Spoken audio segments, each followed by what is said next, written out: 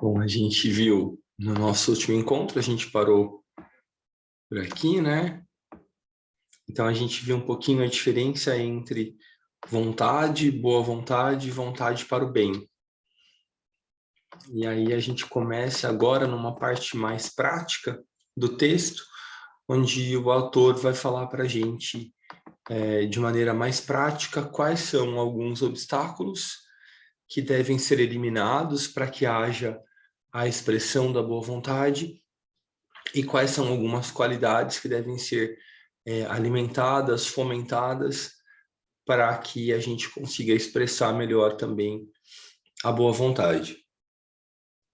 Então, deixa eu tirar só essa, vou deixar essa marcação. Esse último parágrafo diz assim: atuando como um fermento, a boa vontade pode mudar a atmosfera psicológica nas relações pessoais e em qualquer atividade grupal.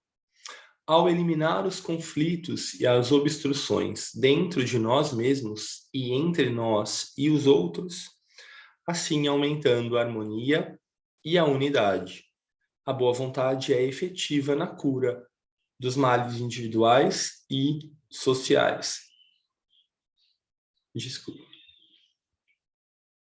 Então, como sempre, né, o processo começa dentro de nós. Então, ao termos boa vontade para conosco e contribuirmos com a integração da nossa personalidade, naturalmente, aumentando o autoconhecimento, nos tornamos mais empáticos e quando resolvemos os nossos conflitos, em alguma medida, internamente, também temos mais facilidade de fazê-lo nas nossas relações. Então, esse outro tópico começa assim: técnicas para implementar a boa vontade. Existem dois métodos gerais para implementar a boa vontade. O primeiro é a eliminação dos obstáculos para a sua livre expressão. Poderia ser denominado o método negativo, embora demande muita ação positiva para a sua realização. O negativo aqui é em termos de polaridade, né? A polaridade positiva representa sempre algo que é ativo e a polaridade negativa sempre algo que é passivo. Então, quando a gente deixa de alimentar, é como se fosse um método negativo nesse momento aqui, né? Que ele diz. Mas, ao mesmo tempo, ele diz que há muita ação positiva para a sua realização, ou seja, não é tão simples deixar de alimentar, requer um pouco mais de atenção, né?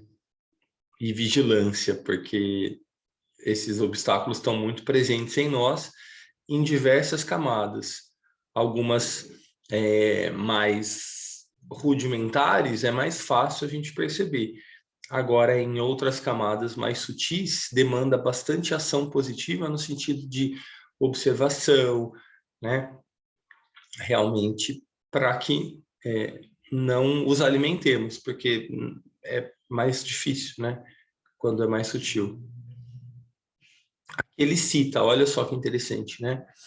Esses obstáculos são principalmente o egocentrismo, a autoafirmação, o ressentimento, a hostilidade, o preconceito, a crítica e a intolerância. Então, a Saggioli coloca aqui 7 obstáculos principais. E, ao mesmo tempo, depois a gente vai ver, as 7 qualidades, elas são,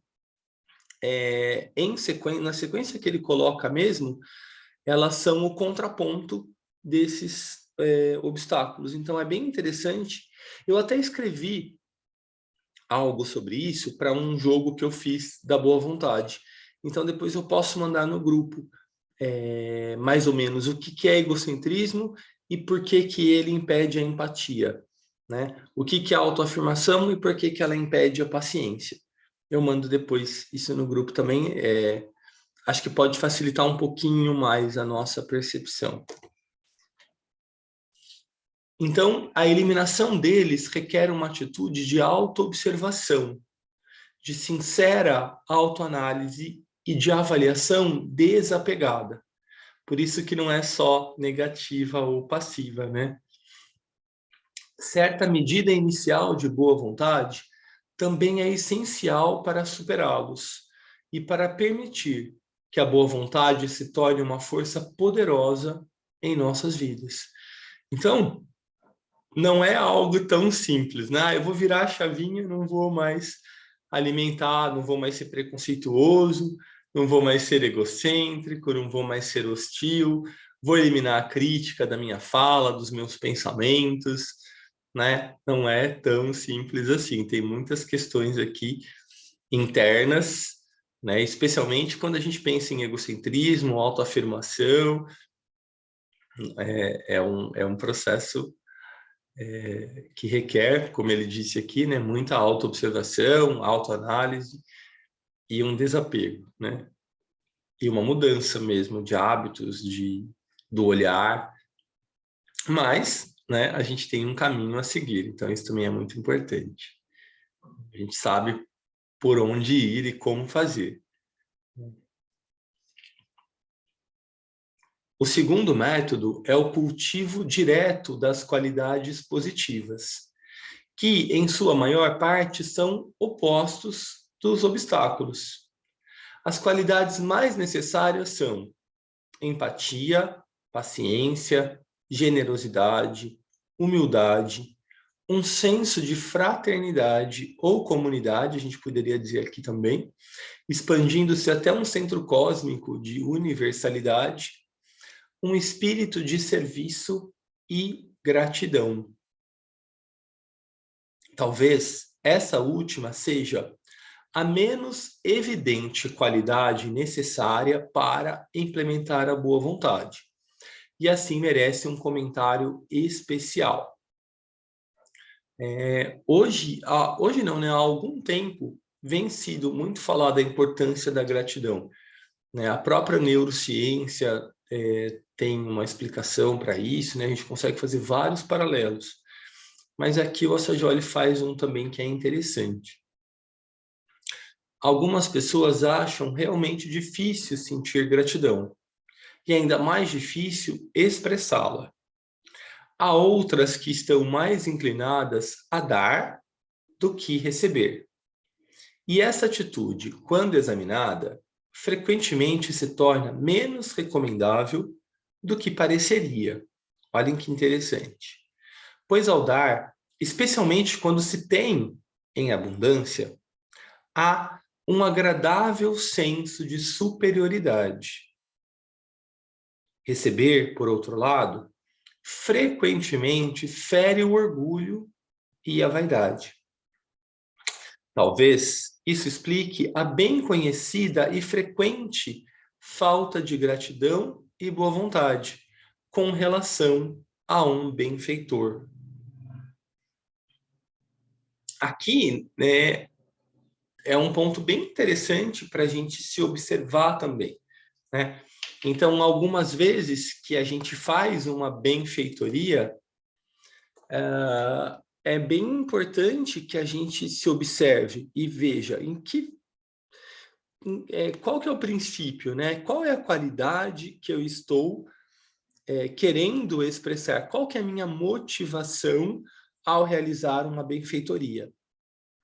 E talvez, em alguma medida, haja esse agradável senso de superioridade. Então, é importante a gente se observar, né? E não aqui ele está dizendo para pessoas que, em geral, têm algo em abundância, né? Então, o que é mais concreto é o aspecto financeiro. Mas, por exemplo, a gente tem um trabalho voluntário de terça-feira. É super importante que a gente observe se, ao realizar esse trabalho, também não tem, em alguma medida, esse agradável senso de superioridade. Porque a motivação precisa ser um senso de fraternidade, né? E não esse senso de superioridade que às vezes acontece. E talvez em alguns momentos seja evidente, em outros não. Então, por isso que é importante essa sincera autoanálise, como ele dizia antes, né? E é que, ao mesmo tempo, quando a gente recebe uma benfeitoria, como é que a gente recebe isso? Será que em alguma medida isso fere o nosso orgulho, fere a nossa vaidade? A gente queria ser a gente nesse lugar de oferecer e não nesse lugar de receber? Tem muitas nuances aí que precisam ser observadas e a gente só consegue fazer isso com coragem, né? A coragem é uma qualidade essencial no caminho da transformação, porque a gente precisa estar nesse nosso centro, né? Que é o que significa coragem no fim das contas. E para, né, ir em direção a esse movimento de estar no meu centro, de me observar com verdade, né, é preciso bastante coragem, porque a gente tende a se permitir desviar desse olhar mais corajoso, mais realmente do nosso centro, do que a gente é, do que a gente está manifestando, de o que está se apresentando aí, né? E é importante a gente, se a gente não reconhecer o que precisa ser modificado, a gente não vai modificar, né? O primeiro processo é sempre o reconhecimento, depois a aceitação e depois a gente se torna responsável por transformar, né? Então é bem importante a gente ter esse olhar.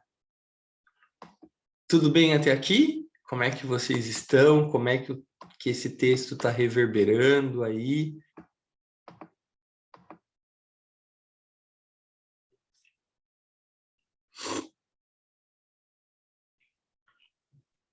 Bem reflexivo, muito importante, Paulo. Obrigada.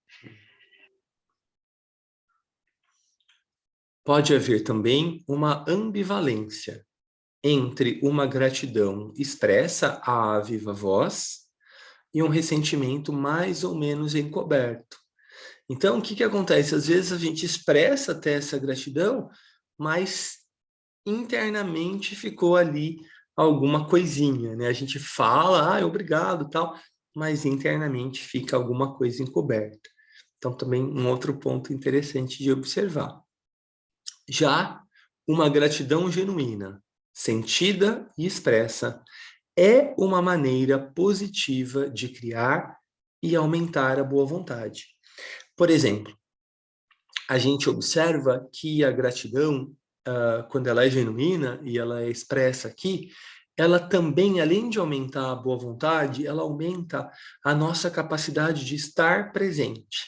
Ela é também uma ferramenta de mindfulness e ela é também uma ferramenta de combate à ansiedade. Vou explicar um pouco melhor. Quando a gente está presente, né, quando a gente está grato, a gente consegue, a gente vai desenvolvendo esse estado de gratidão, a gente vai ficando mais atento às situações do nosso dia e as reconhecendo como benéficas para o nosso desenvolvimento. A gente vai entendendo que, em alguma medida, não dessa forma superficial como é colocada nesses livros e filmes como O Segredo e tudo mais, mas a gente vai entendendo que a lei que rege a alma é a lei da atração. Então, a minha alma atrai para a minha vida de personalidade tudo o que é importante para o seu desenvolvimento. Então, quando a gente começa a observar nos pequenos detalhes esse movimento, a gente vai também agradecendo por tudo que chega até nós, reconhecendo que em cada coisa que chega, em cada situação, há uma oportunidade de desenvolvimento. Então, naturalmente, o nosso olhar vai se tornando aqui, no presente, no aqui e agora, no atento. E quando a gente vai fazendo isso, a gente vai naturalmente desenvolvendo uma alegria no momento presente, que é o que a ansiedade nos rouba, né? Em geral, um estado de ansiedade, ele não reconhece a alegria do momento presente. A ênfase está sempre em algo que está por acontecer. Então, quando a gente vai criando um ambiente das pequenas alegrias, dos pequenos regozijos, né? Dos pequenos prazeres no dia a dia, a gente vai trazendo a nossa atenção para o momento presente. E, naturalmente, então, a gente vai combatendo a ansiedade, a gente vai melhorando, desenvolvendo a nossa gratidão e a gente vai estando mais presente, a gente vai trazendo a nossa consciência mais para o momento presente. Então, isso aumenta grandemente a nossa qualidade de vida. Então, é super importante a gente, né, como tarefa de casa, sempre antes de dormir, procurar reconhecer sempre 3 coisas que a gente é grato naquele dia, né, que a gente passou por ele, porque a gente vai começando a cultivar esse estado de observação, de gratidão, de presença. É muito legal, ainda mais em uma sociedade como a nossa, que está realmente bastante ansiosa, né? A gente viu, não sei se todo mundo acompanhou, mas a gente está até fazendo um trabalho, eu trabalho numa escola, né? A gente está até fazendo um trabalho, já estávamos antes, com os adolescentes, mas houve um surto coletivo de ansiedade numa escola em Recife, onde 26 adolescentes precisaram de atendimento médico simultaneamente.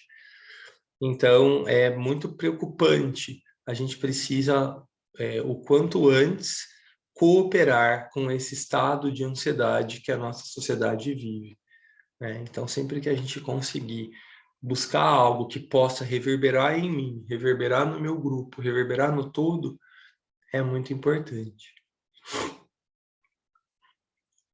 As técnicas, como mencionado acima, são principalmente as que eliminam os obstáculos à vida superior e as que ativamente cultivam sentimentos e qualidades superiores.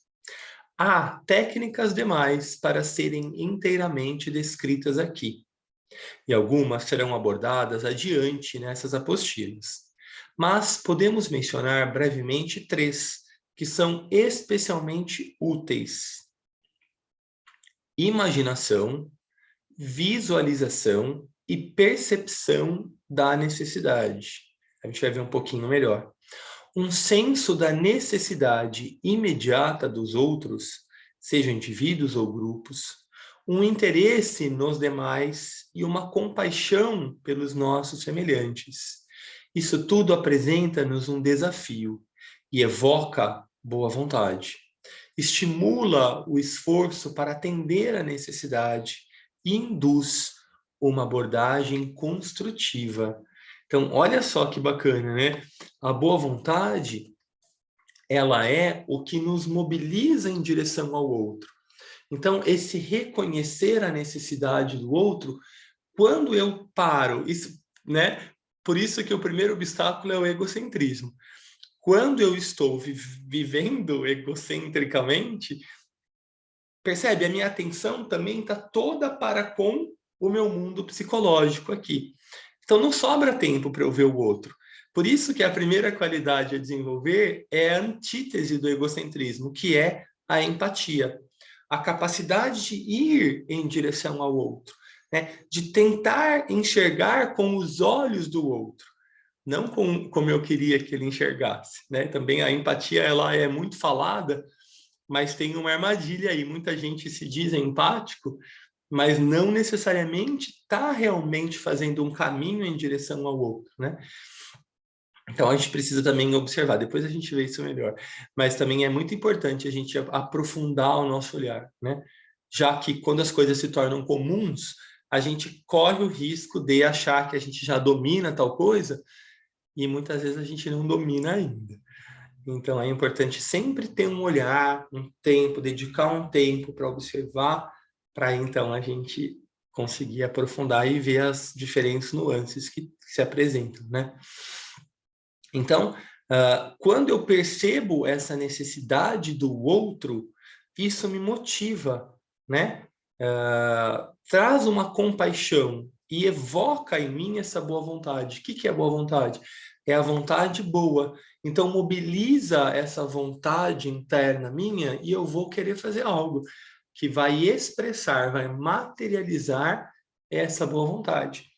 E, em alguma medida, isso é super importante porque a gente está falando aqui de boa vontade, mas se a gente for pensar no nosso desenvolvimento espiritual, uma das características que melhor representa um discípulo é justamente isso, é o reconhecimento da necessidade imediata do mundo.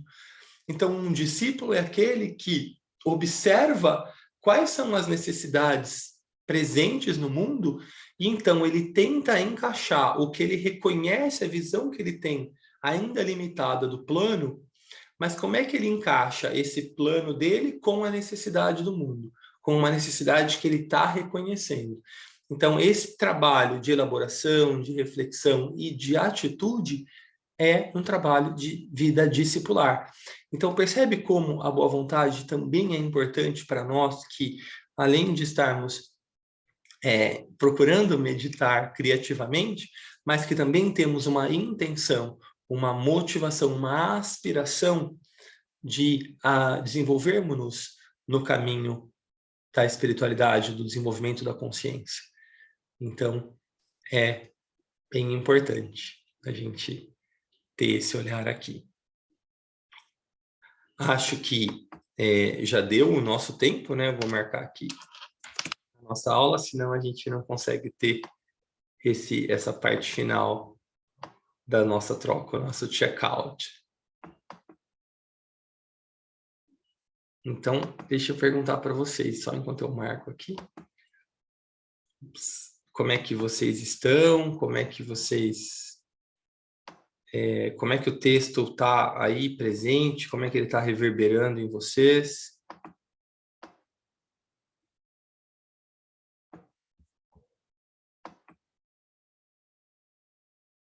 Evocou algum tipo de boa vontade? Como é que vocês estão se sentindo?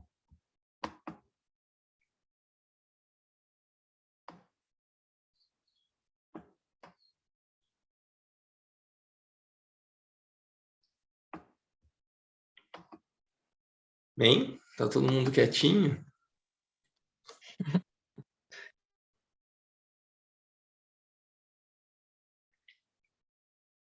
Ontem a gente teve uma reunião também, ninguém falou nada, quase. Fiquei me sentindo meio sozinho. Paulinho, excelente o texto, né? No fundo, a gente sabe de tudo isso, mas a gente tem que estar sempre relembrando, né? Para poder praticar, né? E ele é muito pontual, né, esse autor, é muito legal, muito bacana, gostei muito. Muito obrigada, gratidão. Você nos conduzir.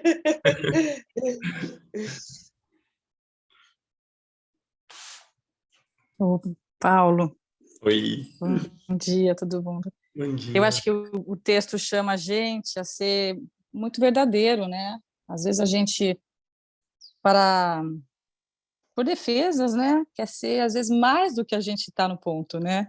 Verdade. E se a gente se assumir o ponto que a gente está, a gente pode, de verdade, ir subindo, né? Nessa espiritualidade, né? Nessa verdadeira fraternidade, nessa verdadeira doação. Ele nos convida a reconhecer, né, a imperfeição para poder, de fato, como você disse do preconceito, não é porque eu reconheci que eu não tenho mais, né?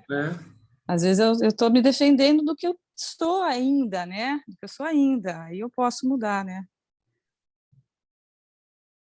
Super. É muito... demanda uma coragem mesmo, né, Tati? Porque às vezes a gente não quer ser assim, a gente já acha que a gente não é. E o que é bom também, né? Mostra uma aspiração legítima, né? Mas precisa, né? A gente precisa ter essa coragem mesmo de ter um olhar mais... Espera aí, será? Ok. Né? Em alguma medida eu já não tenho mais mesmo, eu reconheço isso. Mas em alguma outra medida eu ainda tenho, e eu preciso lidar com isso. Isso mesmo. Ó, o Thiago escreveu para a gente: estou sem áudio. O texto, para mim, traz a reflexão da verdadeira gratidão e os benefícios para o estado presente. A gente falava um pouquinho disso. Eu vou ver se eu consigo encontrar onde que eu fiz na verdade, sim, nem é tão profundo, né? Mas eu fiz só uma reflexão entre esses dois opostos, né? Do pêndulo, que a gente oscila entre egocentrismo e empatia, entre autoafirmação e paciência. Eu não é tão aprofundado, mas já dá para trazer um olhar um pouco mais consciente sobre esses pares de opostos aí para gente. Vou mandar no grupo da meditação.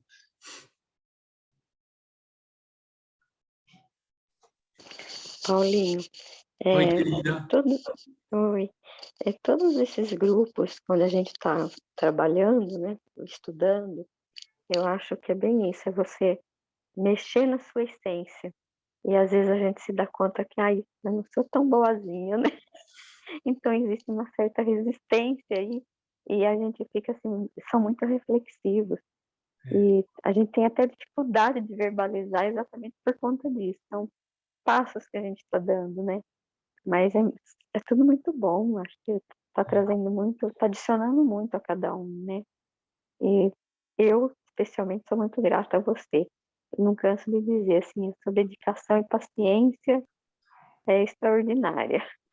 Então, assim, gratidão mesmo.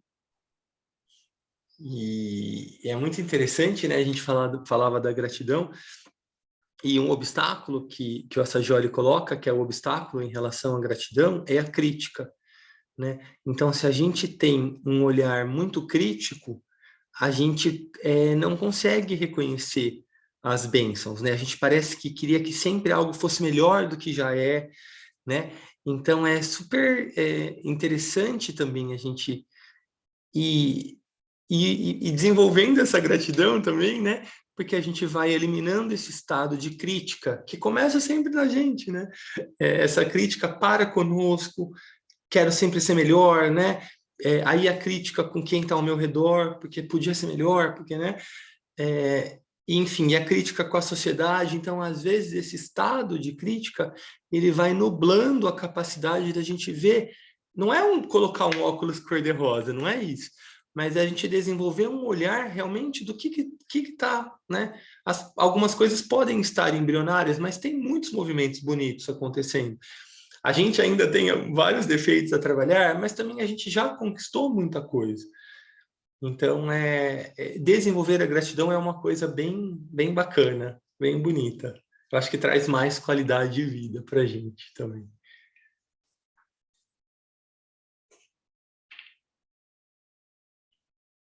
Bom,